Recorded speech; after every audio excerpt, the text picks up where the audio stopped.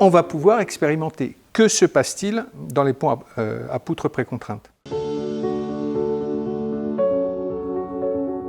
J'ai tiré sur le câble de manière un petit peu aléatoire et je vais voir ce qui s'y passe.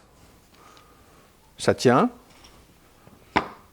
Ça ne tient pas. Donc à un moment, qu'est-ce qui fait ou quel est l'endroit ou quel est le moment où on va passer d'une stabilité à une instabilité, à une ruine? Une expérimentation est proposée, c'est tout simplement de positionner plusieurs traits et on va les positionner juste à l'endroit de la sortie des voussoirs. Donc là, ça ne tient pas parce que j'ai pratiquement pas tiré.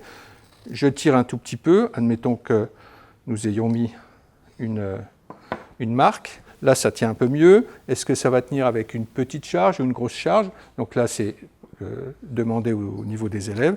Puis là, bon, c'est assez dangereux pour les élèves. Je tire au maximum. Et là, c'est quelque chose qui tient nettement plus. Voilà.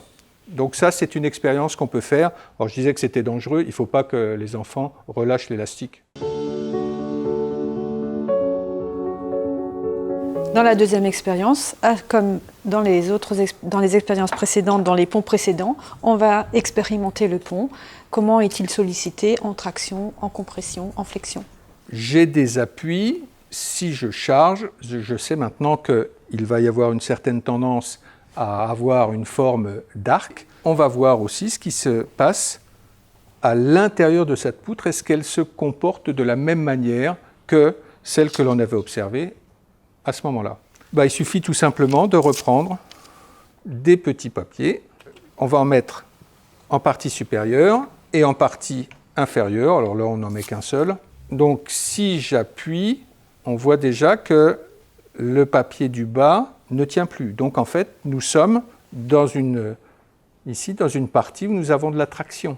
En partie supérieure, si j'appuie, là, globalement, j'ai le même problème que dans le pont roman ou dans le bowstring tout à l'heure, à savoir qu'en partie supérieure, on a de la compression, qui est d'autant plus forte que l'effort qui m'amène la flexion est plus important. Là, je le retire assez simplement.